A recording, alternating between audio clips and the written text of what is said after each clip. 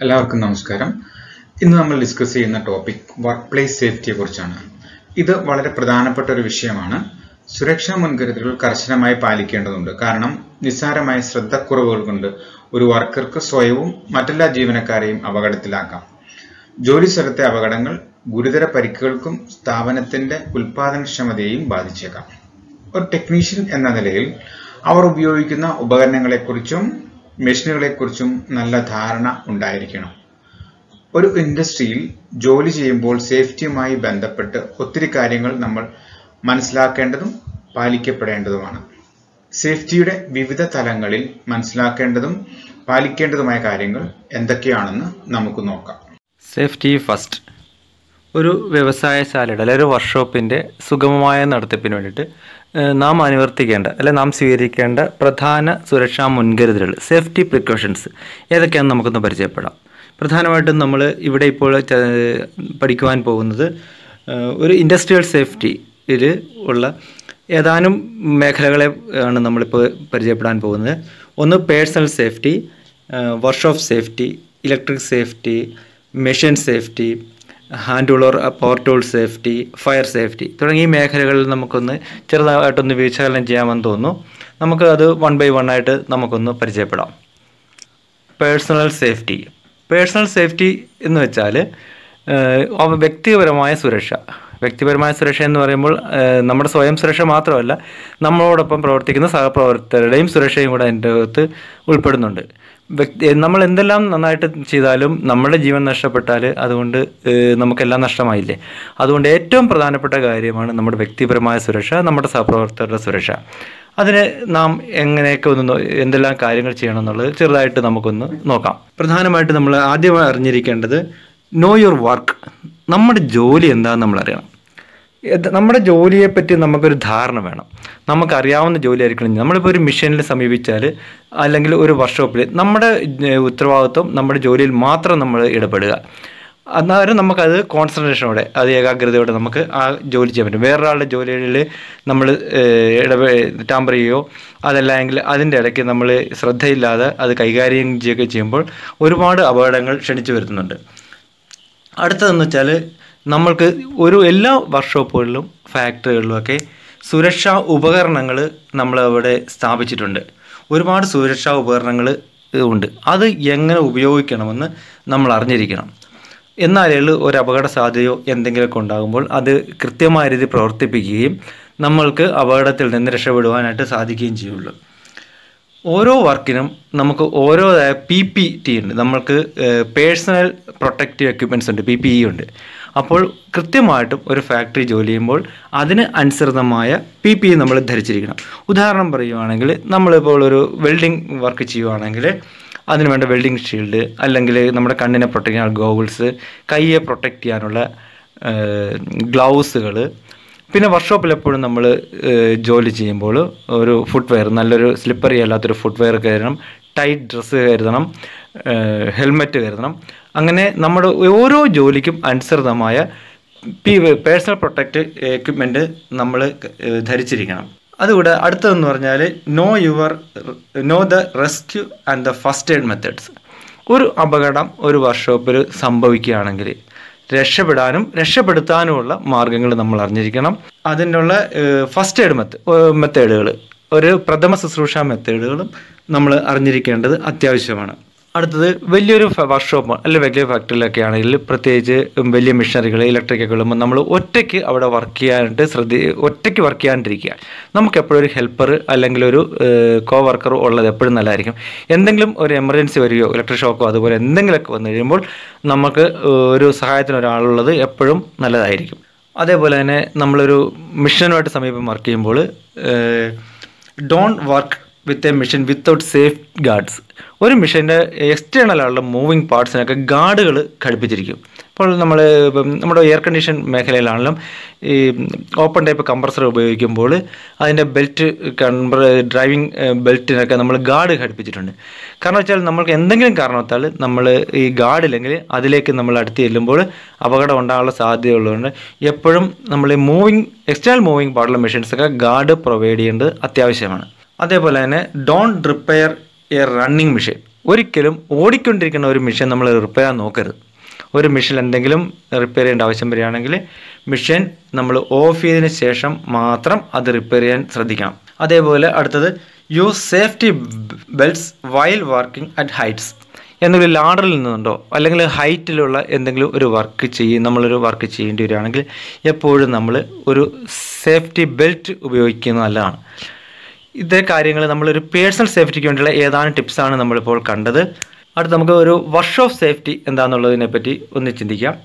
Workshop safety ഒന്നാമത്തെ നമ്മൾ keep the workshop clean and tidy. എപ്പോഴും നമ്മൾ വർക്ക്ഷോപ്പ് വൃത്തിയായിട്ട് സൂക്ഷിക്കണം.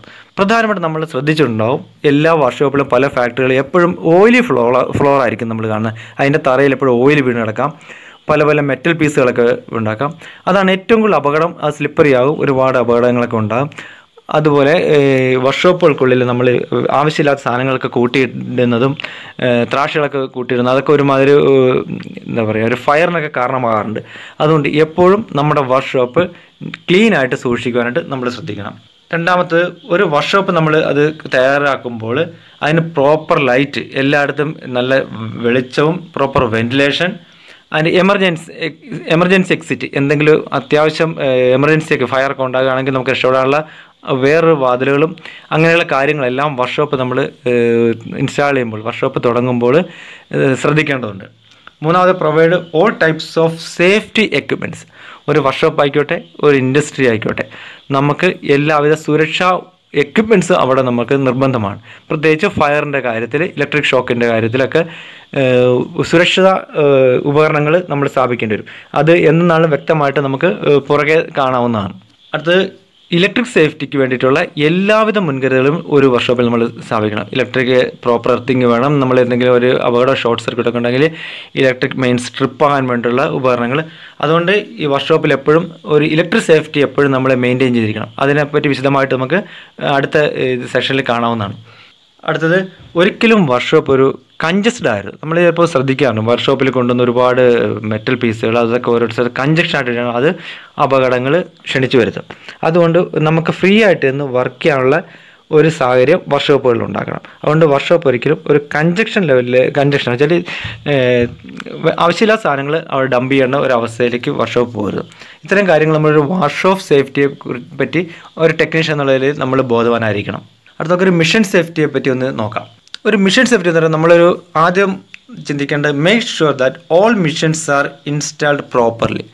മിഷൻസ് എല്ലാം കൃത്യമായിട്ട് പ്രോപ്പറായിട്ട് എന്നുവെച്ചാൽ ഒരു വൈബ്രേഷൻ ഇല്ലാണ്ട് അലൈൻമെൻറ്റ് കറക്റ്റായിട്ടൊക്കെ ആയിരിക്കണം ഇൻസ്റ്റാൾ ചെയ്തിരിക്കണമെന്ന് നമ്മൾ ശ്രദ്ധിക്കേണ്ടത്.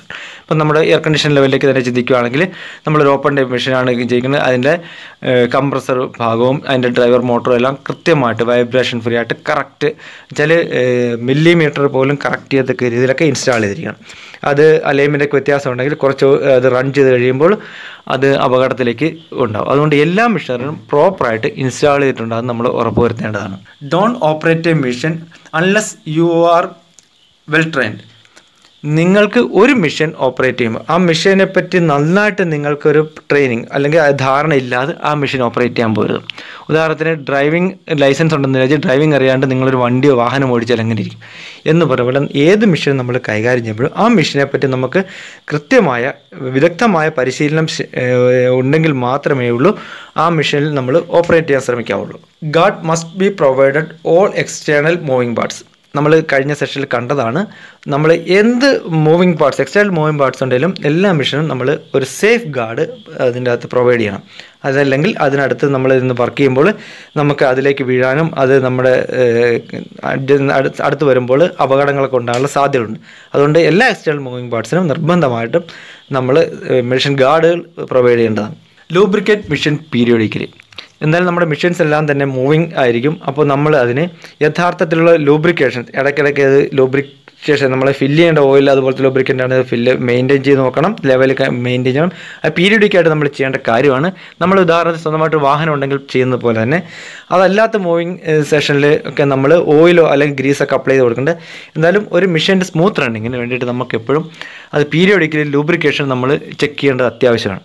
അതുപോലെ തന്നെ ഡോണ്ട് ഓവർലോഡ് എ മെഷീൻ. ഒരു മെഷീന് അനുവദിച്ചിട്ടുള്ള ലോഡേ നമ്മളതിൽ കൊടുക്കാറുള്ളൂ. ഓവർലോഡ് ആകുകയാണെങ്കിൽ അത് ആ മെഷീൻ ഡാമേജ് ആകാം, മറ്റ് അപകടങ്ങളിലേക്ക് അത് മാറുവാനുള്ള സാധ്യതയുണ്ട്. If A machine produce unusual sound or smoke, turn of it immediately. ഏതെങ്കിലും മെഷീനിൽ നിന്ന് നമുക്കത് അൺയൂഷ്വൽ ആയിട്ടുള്ള ഒരു സൗണ്ട്, വ്യത്യസ്തമായൊരു സൗണ്ടോ ഒക്കെ കേൾക്കുകയാണെങ്കിലോ അല്ലെങ്കിൽ പുകയോ സ്പാർക്കോ അതുപോലെ എന്തെങ്കിലുമൊക്കെ വരികയാണെങ്കിൽ ആദ്യം അത് നോക്കുന്നതിന് ജസ്റ്റ് ആ മെഷീൻ ഓഫ് ചെയ്യുക. എന്നിട്ട് മാത്രം നമ്മളത് റിപ്പയർ ചെയ്യാനോ അതിൻ്റെ എന്താണ് കുഴപ്പം, ഫോൾട്ട് എന്താണെന്നുള്ളത് ട്രേസ് ഔട്ട് ചെയ്യാനോ ശ്രദ്ധിക്കാം. അപ്പോൾ ഇത്തരം ചില കാര്യങ്ങൾ, ടിപ്സ് മാത്രം നമുക്ക് മെഷീൻ സേഫ്റ്റിയെ പറ്റി ഒന്ന് വിശകലനം ചെയ്യാമെന്ന് ഞാൻ വിചാരിക്കുന്നു. നമുക്ക് ഇനി അടുത്ത സെഷനിലേക്ക് പോകാം. അത് ടൂൾ സേഫ്റ്റിയാണ്. ഇത് ഹാൻഡ് ടൂൾസ് ആകാം അല്ലെങ്കിൽ പവർ ടൂളാകാം. നമ്മൾ യൂസ് ഗുഡ് ക്വാളിറ്റി ടൂൾസ്. നമ്മളെപ്പോഴും ടൂളുകൾ ഉപയോഗിക്കുമ്പോൾ നല്ല ക്വാളിറ്റിയുള്ള ടൂളുകൾ തന്നെ ഉപയോഗിക്കാൻ ശ്രദ്ധിക്കുക. അല്ലെങ്കിൽ അത് നമുക്ക് നമ്മൾ ഉപയോഗിക്കുന്ന മെഷീൻ പാർട്സിനും കേടാകാം, നമുക്ക് തന്നെ അതൊരു ഹാംഫുള്ളായിട്ട് മാറാം. Check the tools regularly. നമ്മൾ ഉപയോഗിച്ച് കഴിയുമ്പോൾ കുറച്ച് കഴിയുമ്പോൾ ഈ ടൂളിനെ തേയ്മാനമൊക്കെ ഉണ്ടാകാം, അതിൻ്റെ പെർഫെക്ഷനൊക്കെ പോകാം. അതുകൊണ്ട് ഈ നമ്മൾ ഉപയോഗിക്കുന്ന ടൂളൊക്കെ ആ വർക്കിന് അനുയോജ്യമാണോ എന്നുള്ളത് നമ്മൾ എപ്പോഴും ചെക്ക് ചെയ്തുകൊണ്ടിരിക്കുക. Use right tool for the job. നമുക്ക് ചെയ്യേണ്ട ഓരോ ജോലിക്കും അതിന് വേണ്ടുന്ന ടൂളുകൾ തന്നെ ഉപയോഗിക്കുക. ഉദാഹരണത്തിന് നമ്മളിപ്പോൾ ഒരു നട്ടോ ബോൾട്ട് അഴിക്കേണ്ട ഒരു സ്പാനർ ഉപയോഗിക്കേണ്ട സ്ഥാനത്ത് സ്പാനറിന് പ്ലെയർ ഉപയോഗിക്കാണ്ടിരിക്കുക. ഇപ്പോൾ ഒരു സ്ക്രൂ ഡ്രൈവർ വെച്ച് സ്ക്രൂ അഴിക്കേണ്ടത് സ്ക്രൂ ഡ്രൈവറിന് പോലെ ചിസൽ ഉപയോഗിക്കാണ്ടിരിക്കുക. ഇപ്പോൾ ഒരു ഹാമറിങ്ങിന് ഉപയോഗിക്കേണ്ട സമയത്ത് നമ്മളതിന് ഒരു പൈപ്പ് റഞ്ച് ഉപയോഗിച്ച് ഹാമറിങ് ചെയ്യാണ്ടിരിക്കുക. അപ്പോൾ ഓരോ വർക്കിനും അതിൻ്റേതായ റൈറ്റ് ടൂൾ ഉപയോഗിച്ച് മാത്രം നമ്മൾ വർക്ക് ചെയ്യുക. Arrange the tools in an organised manner. നമ്മളൊരു വർക്ക്ഷോപ്പിൽ നമ്മൾ ചെയ്യുമ്പോൾ ഓരോ ടൂളും അതിൻ്റേതായൊരു പ്രോപ്പർ പ്ലേസിൽ പ്രോപ്പർ അറേഞ്ച്മെൻറ്റിൽ നമ്മളിത് സൂക്ഷിക്കണം. അതേപോലെ നമ്മൾ വർക്കിന് പോകുമ്പോഴും അതൊരു അറേഞ്ച്മെൻറ്റ്സും നമ്മൾ ശ്രദ്ധിക്കണം. നമ്മളൊരു വർക്കിന് പോകുമ്പോഴാലും ഓരോ ടൂളും ഒരു പ്രത്യേക കേസിലൊക്കെ ഇട്ടുകൊണ്ട് നമ്മൾ കൊണ്ടുപോകാനും ഒക്കെ ശ്രദ്ധിക്കേണ്ടത് നല്ലതായിരിക്കും. Don't use power tools in wet conditions. നമ്മളിപ്പോൾ ഒരു പവർ ടൂൾ ഉപയോഗിക്കുകയാണ്, ഡ്രില്ലിംഗ് മെഷീൻ ആയിക്കോട്ടെ, വെൽഡിംഗ് മെഷീൻ ആയിക്കോട്ടെ, ഒരു വെറ്റ് കണ്ടീഷനിൽ നമുക്ക് ഒരിക്കലും ഈ പവർ ടൂളുകൾ നമ്മൾ ഉപയോഗിക്കാണ്ടിരിക്കുക. കാരണം വെച്ചാൽ അത് ഇലക്ട്രിക് ഷോക്ക് ഉണ്ടാകാൻ സാധ്യതയുള്ളതിനാൽ പവർ ടൂളുകൾ ഉപയോഗിക്കുമ്പോഴും നമ്മളെപ്പോഴും ഒരു വെറ്റ് കണ്ടീഷൻ ഒഴിവാക്കുന്നത് നല്ലതായിരിക്കും. അതേപോലെ തന്നെ check the insulation of power tools cords. ഈ പവർ ടൂളുകൾ ഡ്രില്ലിംഗ് മെഷീനോ അതേപോലെ ഞാൻ ചുമ്മാ കട്ടറുകളൊക്കെ ഉപയോഗിക്കുമ്പോൾ അതിൻ്റെ കോഡുകൾ അതൊക്കെ എപ്പോഴും അത് ഇൻസുലേഷൻ നഷ്ടപ്പെടുവാനുള്ള സാധ്യതകൾ കൂടുതലാണ് നമ്മളുടെ വർക്ക്ഷോപ്പിൽ. അപ്പോൾ എപ്പോഴും തന്നെ പീരിയോഡിക്കലായിട്ട് അതിൻ്റെയൊക്കെ ഇൻസുലേഷൻ പ്രോപ്പറാണെന്ന് ചെക്ക് ചെയ്യുന്നിരിക്കുക. Never leave the tools in the workplace. നമ്മൾ ഒരിക്കലും ഒരു ജോലി കഴിഞ്ഞിട്ട് ഒരു വർക്ക് പ്ലേസിൽ ടൂൾസ് ഇട്ടിട്ട് പോരും. നമ്മൾ വർക്ക് ചെയ്ത് കഴിയുമ്പം നമ്മൾ പെർഫെക്റ്റായിട്ട് ടൂൾ യഥാസ്ഥാനത്ത് കൊണ്ട് നമ്മൾ ആദ്യം പറഞ്ഞ പോലെ ഒരു ഓർഗനൈസ്ഡ് മാനിൽ നമ്മൾ ടൂൾ അറേഞ്ച് ചെയ്യുക, അല്ലെങ്കിൽ അത് അതിൻ്റെ കേസിൽ സൂക്ഷിക്കുക. ഇത്തരം കുറച്ച് കാര്യങ്ങൾ നമുക്കൊരു ടൂൾ സേഫ്റ്റിയെ പറ്റി ചിന്തിക്കാമെന്ന് വിചാരിക്കുന്നു. അടുത്ത ഏറ്റവും പ്രധാനപ്പെട്ട ഒരു കാര്യം തന്നെയാണ് electric safety in the work place. ഏറ്റവും വൈദ്യുതപരമായ സുരക്ഷകൾ. ഇലക്ട്രിക് ഷോക്കിൽ നമ്മൾ ഏറ്റവും ശ്രദ്ധിക്കേണ്ട ഒരു കാര്യം, don't work with the hands and wet hands and wet cloth. നമുക്ക് നനവുള്ള കൈകളോ അല്ലെങ്കിൽ നനവുള്ള ഡ്രസ്സോടെ നമ്മൾ ഒരിക്കലും ഒരു ഇലക്ട്രിക്കൽ വർക്കിന് വേണ്ടിയിട്ട് നമ്മൾ പോരും. കാരണം അതിന് ഷോക്കിനുള്ള സാധ്യത കൂടുതലാണ്. Wear proper PPE. നമ്മൾ പേഴ്സണൽ പ്രൊട്ടക്റ്റീവ് എക്യുപ്മെൻറ്റ് അത് എല്ലാ കാര്യത്തിലും നമ്മൾ പറയുന്നുണ്ട്. ഒരു ഇലക്ട്രിക് ജോബ് ചെയ്യുമ്പോഴാണെങ്കിലോട്ടെ നമ്മൾ ഉദാഹരണത്തിന് ഒരു ലൈവ് ലൈനൊക്കെ ആണെങ്കിൽ വർക്ക് ചെയ്യുമ്പോൾ കൃത്യമായിട്ട് ഗ്ലൗസും ഹെൽമെറ്റ് അതുപോലുള്ള കാര്യങ്ങളൊക്കെ അതിന് അനുയോജ്യമായ PPE ധരിച്ചിരിക്കണം. Always use insulated tools. നമ്മളൊരു ഇലക്ട്രിക് വർക്ക് ചെയ്യുമ്പോൾ ടൂൾസ് സ്ക്രൂ ഡ്രൈവർ ആയിക്കോട്ടെ, പ്ലെയർ ആയിക്കോട്ടെ, കട്ടർ ആയിക്കോട്ടെ, എന്തോ ആയിക്കോട്ടെ, അതിൻ്റെ ഹാൻഡിൽ ഇൻസുലേറ്റഡ് ടൂൾസ് ആയിരിക്കണം നമ്മളൊരു ഇലക്ട്രിക് വർക്ക് വേണ്ടിയിട്ട് ഉപയോഗിക്കേണ്ടത്. Don't repair an energised machine or circuit. നമ്മളൊരു ഇലക്ട്രിക് സർക്യൂട്ടിൽ എന്തെങ്കിലും ഒരു റിപ്പയർ ചെയ്യുവാണെങ്കിൽ ഒരു സ്വിച്ചസ് ചേഞ്ച് ആകാം, അല്ലെങ്കിൽ ഒരു കൺട്രോൾ പാനലോ അല്ലെങ്കിൽ ഒരു സേഫ്റ്റി സ്വിച്ചസോ അതല്ലെങ്കിൽ ഒരു എനർജീസിന് ഒരു മോട്ടർ ആയിക്കോട്ടെ, മെഷീൻസ് ആയിക്കോട്ടെ, ഇതൊക്കെ എന്തെങ്കിലും റിപ്പയറിങ് വേണ്ടി വരികയാണെങ്കിൽ നമ്മൾ മെയിൻ ഓഫ് ചെയ്തിട്ട് വേണം അതിലേക്ക് ചെയ്യാണ്ട്. അത് ഒരിക്കലും ലൈവായിട്ട് ലൈനിൽ നമ്മൾ റിപ്പയർ ചെയ്യാനായിട്ട് ശ്രമിക്കരുത്. In case of any smoke or spark, switch the main immediately.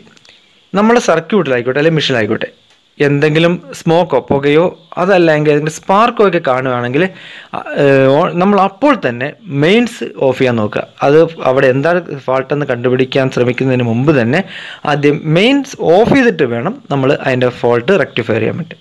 Check the earthing and working of safety switches periodically. നമ്മുടെ ഒരു വർക്ക്ഷോപ്പ് ആയിക്കോട്ടെ, അതിൻ്റെ എർത്തിങ് പ്രധാനപ്പെട്ട കാര്യമാണ്. ഇപ്പം എല്ലാം തന്നെ നമ്മുടെ സേഫ്റ്റി സ്വിച്ചസ് ഒക്കെ വർക്ക് ചെയ്യണമെങ്കിൽ പ്രോപ്പർ എർത്തിങ് വേണം. അതുകൊണ്ട് പീരിയോഡിക്കലായിട്ട് നമ്മുടെ വർക്ക്ഷോപ്പിൻ്റെ ഇലക്ട്രിക് സർക്യൂട്ടിൻ്റെ എർത്തിങ് ചെക്ക് ചെയ്യണം. അതേപോലെ തന്നെ നമ്മുടെ പല മെഷീൻ സേഫ്റ്റി സ്വിച്ചസ് പലതും ഇൻ കേസ് എന്ത് ഓവർലോഡ് ആയിക്കോട്ടെ, അല്ലെങ്കിൽ ഹൈ ആംബിയറോ അല്ലെങ്കിൽ ഷോർട്ട് സർക്യൂട്ടൊക്കെ വരികയാണെങ്കിൽ ട്രിപ്പാണ്. അത് ഇങ്ങനെ കൃത്യമായിട്ട് പ്രവർത്തിക്കുന്നുണ്ടെന്ന് നമ്മൾ പീരിയോഡിക്കലി ചെക്ക് ചെയ്തുകൊണ്ടിരിക്കണം. അല്ലെങ്കിൽ എന്തെങ്കിലും ഒരു എമർജൻസി വന്നു കഴിയുമ്പോൾ ഇത് പ്രവർത്തിക്കാണ്ട് വന്നാൽ അത് വലിയ അപകടത്തിലേക്ക് നയിക്കുന്നതായിരിക്കും. അത് don't work Elon in electric work place. ഒരിക്കലും നമ്മളൊരു ഇലക്ട്രിക് വർക്ക്, പ്രത്യേകിച്ച് മേജർ ഇലക്ട്രിക് വർക്ക് ചെയ്യുമ്പോൾ നമ്മൾ ഒറ്റയ്ക്ക് ഒരു വർക്ക്ഷോപ്പിൽ നിന്ന് ഒരു മേജർ ഇലക്ട്രിക് വർക്ക് ചെയ്യാണ്ടിരിക്കുക. നമുക്കൊരു ഹെൽപ്പർ ഉള്ളത്, നമ്മൾ മുമ്പ് സൂചിപ്പിച്ച പോലെ തന്നെ ഒരു ഹെൽപ്പർ ഉള്ളത് എപ്പോഴും നമുക്ക് നല്ലതായിരിക്കും. ഇൻ കേസ് എനിക്ക് ഷോക്ക് കണ്ടീഷൻ എന്തെങ്കിലും വരികയാണെങ്കിൽ പെട്ടെന്ന് മെയിൻസ് ഓഫ് ചെയ്യാനൊക്കെ ഒരു ഹെൽപ്പർ ഉള്ളത് എപ്പോഴും നല്ലതായിരിക്കും. ഇത്രയും ഏതാനും ടിപ്സ് നമ്മൾ ഇലക്ട്രിക് സേഫ്റ്റിയിലും നമ്മൾ ഗൗരവമായി എടുക്കണമെന്ന് ഒന്ന് ഓർമ്മിപ്പിക്കുകയാണ്. അടുത്തത് ഏറ്റവും പ്രധാനപ്പെട്ട ഒരു വിഷയമാണ് ഫയർ സേഫ്റ്റി.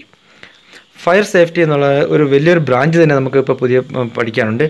എന്നാൽ നമുക്ക് അത്യാവശ്യം അറിഞ്ഞിരിക്കേണ്ട ഏതാനും ഫയർ സേഫ്റ്റി മെത്തേഡുകളെ പറ്റി, ഫയർ സുരക്ഷാ മുൻകരുതലുകളെ പറ്റി നമ്മളൊന്ന് ചിന്തിക്കാമെന്ന് വിചാരിക്കുന്നു. Provide all type of fire and safety equipments in the workshop.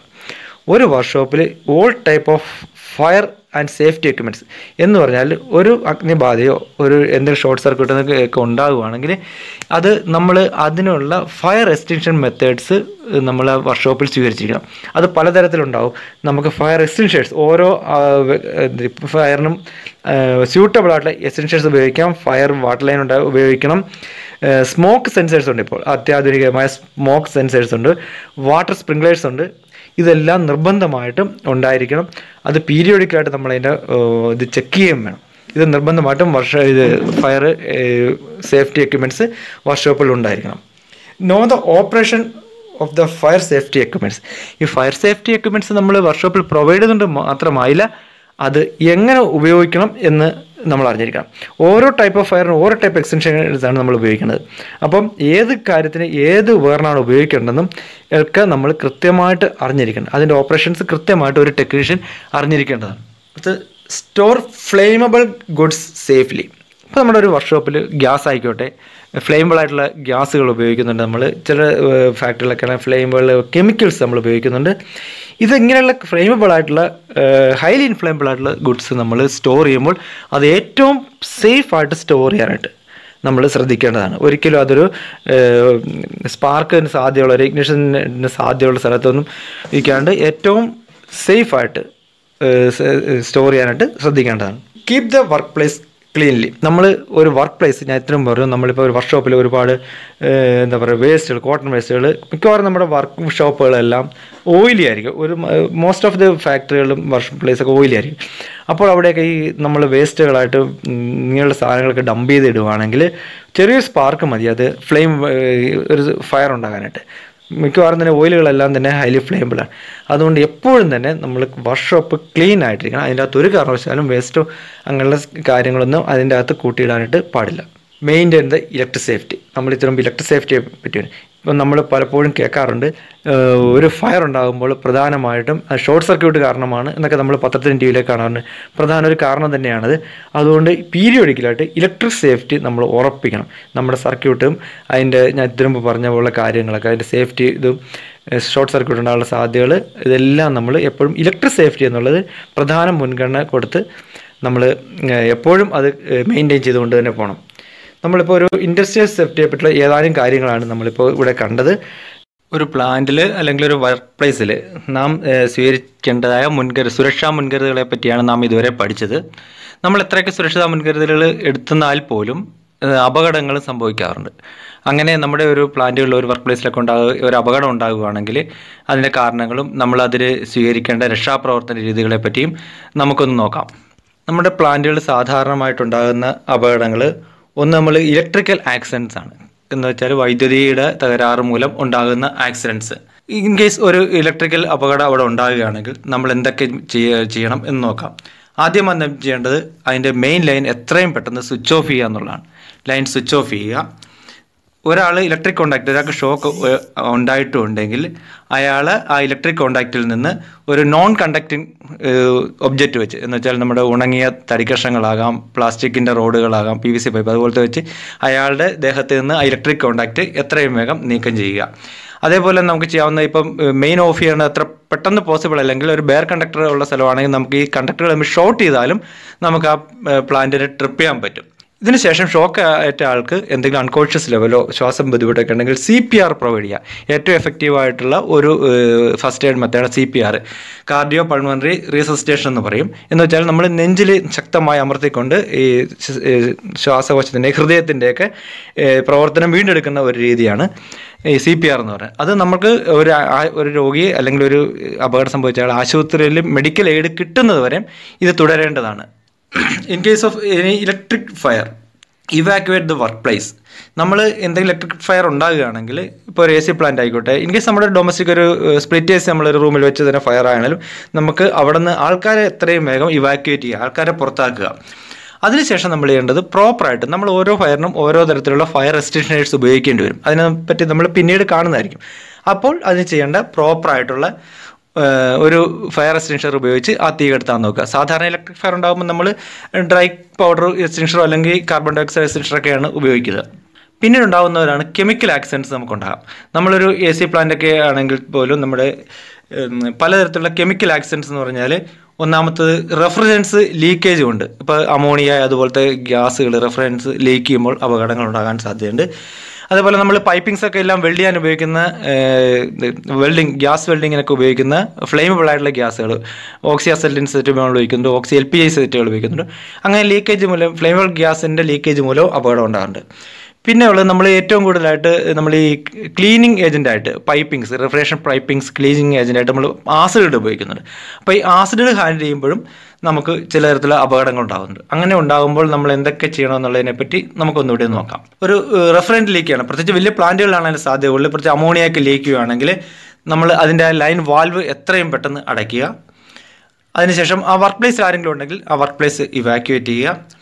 എന്തെങ്കിലും പേഴ്സണൽ ഇഞ്ചുറി ഉണ്ടെങ്കിൽ നമ്മൾ എത്രയും വേഗം നമുക്ക് ഈ ഇഞ്ചുറി ആളെ ഒരു മെഡിക്കൽ അസിസ്റ്റൻസിൽ എത്തിക്കുക എന്നുള്ളതാണ് ചെയ്യേണ്ട കാര്യങ്ങൾ.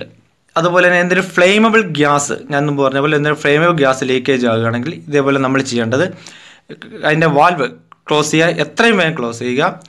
ലീക്കേജ് പാർട്ട് നമ്മളൊരു നനഞ്ഞ കട്ടിയുള്ള തുണിയോ അല്ലെങ്കിൽ ചാക്കോ എന്തെങ്കിലും കൊണ്ട് ആ ലീക്കേജ് പാർട്ട് കവർ ചെയ്യുക. എന്തെങ്കിലും തീ പിടിക്കുവാണെങ്കിൽ നമ്മൾ പ്രോപ്പറായിട്ടുള്ള ഒരു ഫയർ എക്സ്റ്റിങ്ഷർ ഉപയോഗിച്ചിട്ട് അതിനെ കെടുത്തുക. ഇനി ആസിഡ് ഹാൻഡിൽ ചെയ്യുമ്പോൾ നമുക്ക് എന്തെങ്കിലും അപകടങ്ങൾ ഉണ്ടാകുകയാണെങ്കിൽ, ഞാൻ നമ്മൾ ക്ലീനിങ് ഏജൻ്റായിട്ട് പൈപ്പിങ്സ് ക്ലീൻ ചെയ്യാനായിട്ട് ആസിഡ് ഉപയോഗിക്കുന്നുണ്ട്. ചെയ്യേണ്ടത് ആസിഡ് ക്ലീൻ ചെയ്യുകയാണെങ്കിൽ അവിടെ ആസിഡ് സ്പില്ല് ചെയ്ത് വീഴുകയാണെങ്കിൽ, തുളുമ്പി എവിടെയെങ്കിലും വീഴുകയാണെങ്കിൽ അവിടെ നല്ല വെള്ളം ഉപയോഗിച്ച് കഴുകുക. നമ്മുടെ ദേഹത്ത് സ്കിന്നിൽ ആസിഡ് കൊണ്ട് ബേൺ ഉണ്ടായാലും ശുദ്ധമായ വെള്ളം കൊണ്ട് കഴുകിയതിന് ശേഷം ചികിത്സ തേടുക. ഇനി നമുക്ക് പ്രധാനപ്പെട്ട ഒന്നാണ് ഫയർ ആക്സിഡൻറ്റ്, അഗ്നിബാധ ഉണ്ടാകാനുള്ള സാധ്യതകൾ. അതിന് പ്രധാന കാരണങ്ങളായിട്ട് നമുക്ക് കാണേണ്ടത്, ഒരു പ്ലാന്റിൽ ഒരു അഗ്നിബാധയ്ക്കുള്ള പ്രധാന കാരണങ്ങൾ ഒന്ന് ഇലക്ട്രിക് ഷോർട്ട് സർക്യൂട്ട്സ് ആണ്. ഇലക്ട്രിക് ഷോർട്ട് സർക്യൂട്ട് മൂലം നമുക്ക് അഗ്നിബാധ ഉണ്ടാകാം. മുമ്പ് നമ്മൾ കണ്ടതുപോലെ ഫ്ലെയിമബിൾ ആയിട്ടുള്ള ഗ്യാസ് ലീക്കേജ് ആയാൽ നമുക്ക് അഗ്നിബാധ ഉണ്ടാകാം. പിന്നെ ഒരു കാരണം നമ്മുടെ പ്ലാന്റുകളിലൊക്കെ ഈ ത്രഷസ്, ഈ വേസ്റ്റുകളും അങ്ങനെയൊക്കെ കൂട്ടിയിടുകയാണെങ്കിൽ അതിലും തീപിടിച്ചും അഗ്നിബാധ ഉണ്ടാകാറുണ്ട്. പിന്നെ നമ്മൾ ഈ അഗ്നിബാധയൊക്കെ ഉണ്ടാകുമ്പോൾ ഏതൊക്കെ രീതിയിലുള്ള ഫയർ എക്സ്റ്റിങ്ഷൻ, അഗ്നിശമന രീതികളാണ് നമ്മൾ സ്വീകരിക്കേണ്ടത് എന്ന് നമുക്ക് നോക്കാം. ഈ അഗ്നിബാധ നമ്മൾ കുറച്ച് കാറ്റഗറി ആയിട്ട് തിരിച്ചിട്ടുണ്ട്. ABCDE എന്നുള്ള രീതിയിലൊക്കെ ഓരോ തരത്തിലുള്ള അഗ്നിബാധകൾ നമ്മൾ തരംതിരിച്ചിട്ടുണ്ട്. അതിൽ ഒന്നാമത്തെ A ക്ലാസ് എന്ന് പറയും. A ക്ലാസ് എന്ന് പറഞ്ഞാൽ നമ്മുടെ ഈ തടിയെ, തുണിയെ, പേപ്പർ അതുപോലുള്ള സാധനങ്ങൾ കത്തി ഉണ്ടാകുന്ന ഫയറാണ് നമ്മൾ A ക്ലാസ് ഫയർ. അങ്ങനെയുള്ളപ്പോൾ A എന്ന് എഴുതിയിട്ടുള്ള ഒരു ഫയർ എക്സ്റ്റിങ്ഷർ നമ്മൾക്ക് ഉപയോഗിക്കാം. അത് സാധാരണ വാട്ടർ ആയിരിക്കും അതിൻ്റെ അകത്ത് നിറച്ചിരിക്കുന്നത്. രണ്ടാമത്തെ നമ്മൾ ലിക്വിഡ് ഫയർ എന്നാണ് പറയുന്നത്. എന്ന് വെച്ചാൽ പെട്രോളോ ഡീസൽ അതുപോലെ ഓയിലുകളൊക്കെ കത്തി ഉണ്ടാകുകയാണെങ്കിൽ നമ്മൾ വാട്ടർ ഒഴിച്ച് കെടുത്തുക എന്നുള്ളത് അത് പോസിബിൾ അല്ല. അപ്പോൾ നമ്മൾ ചെയ്യേണ്ടത് ഫോമാണ് ഉപയോഗിക്കണം. സാധാരണ മെക്കാനിക്കൽ ഫോം എന്ന് പറയുന്ന ഇതുണ്ട്. നമ്മൾ പത പോലത്തെ ഒരു സാധനം വെച്ചിട്ട് അതിൻ്റെ എയറുമായിട്ടുള്ള കോണ്ടാക്റ്റ് ക്ലോസ് ചെയ്യുക. അങ്ങനെ ആ തീ കെടുത്താൻ നമുക്ക് പറ്റുകയും ചെയ്യും. മൂന്നാമത്തെ നമ്മൾ ഉപയോഗിക്കുന്നത് ഫ്ലെയിമബിൾ ഗ്യാസ്. നമ്മൾ മുമ്പ് ഉള്ള പോലെ ഗ്യാസ് ഫയറാണ് നമ്മൾ ഉപയോഗിക്കുന്നത്. ഗ്യാസ് ഫയറിൽ വരികയാണെങ്കിൽ നമ്മൾ ഉപയോഗിക്കേണ്ട എക്സ്റ്റൻഷൻ സാധാരണ നമ്മൾ ഉപയോഗിക്കേണ്ട ഡ്രൈ കെമിക്കൽ പൗഡറുള്ള ഫയർ എക്സ്റ്റൻഷേഴ്സ് ഉണ്ട്. C എന്ന് എഴുതിയിരിക്കണം. C ഗ്യാസ് ഫയറാണ്. ഡ്രൈ കെമിക്കൽ പൗഡർ ആയിട്ടുള്ള എക്സ്റ്റിൻഷർ ഉപയോഗിക്കുക. അടുത്തത് ഡി എന്നുള്ളത് മെറ്റൽ ഫയർ ആണ്. പൊട്ടാസ്യം, സോഡിയം അതുപോലത്തെ മെറ്റലുകൾ കത്താൻ സാധ്യതയുണ്ട്. അവിടെയും നമ്മൾ ഈ മുമ്പ് പറഞ്ഞ പോലെ തന്നെയുള്ള സി ക്ലാസ്സിലുള്ള ഫയർ എക്സ്റ്റൻഷൻ തന്നെ ഉപയോഗിക്കാം. എന്ന് വെച്ചാൽ ഡ്രൈ കെമിക്കൽ പൗഡർ കൊണ്ടുള്ള ഫയർ എക്സ്റ്റൻഷൻ ഉപയോഗിക്കാം. അടുത്തത് ഇലക്ട്രിക് ഫയർ ആണ്. ഇലക്ട്രിക് ഫയറിൽ നമ്മൾ ആദ്യം കണ്ടതാണ്. സാധാരണ നമുക്ക് ഉപയോഗിക്കാൻ പറ്റുന്ന കെമിക്കൽ പൗഡറുള്ള ഡ്രൈ പൗഡറുള്ള എക്സ്റ്റൻഷൻ ഉപയോഗിക്കാം, അല്ല കാർബൺ ഡൈ ഓക്സൈഡുള്ള ഫയർ എക്സ്റ്റൻഷൻ ഉപയോഗിക്കാം. ഇത്രയും നമ്മൾ ഒരു ടെക്നീഷ്യൻ എന്നുള്ള നിലയിൽ നമ്മൾ ചെയ്യേണ്ട ഫയർ എക്സ്റ്റൻഷൻ മെത്തേഡുകളാണ്. പക്ഷേ വലിയ പ്ലാന്റുകളിൽ വേറെ ഒരുപാട് അഗ്നിശമന മുൻകരുതലും ഉപകരണങ്ങളൊക്കെ അവിടെ ഫിറ്റ് ചെയ്തിട്ടുണ്ട്. അത് കൂടുതലും നമ്മുടെ അഗ്നിശമന സേനാംഗങ്ങളായിരിക്കും ഉപയോഗിക്കുക. ആസ് എ ടെക്നീഷ്യൻ നാം അടിയന്തരമായിട്ട് ചെയ്യേണ്ട അഗ്നിശമന സംവിധാനങ്ങളെ പറ്റിയാണ് നമ്മളിപ്പോൾ പറഞ്ഞത്. ഇത്രയും കാര്യങ്ങൾ എല്ലാവർക്കും മനസ്സിലായെന്ന് വിചാരിക്കുന്നു. Thank you.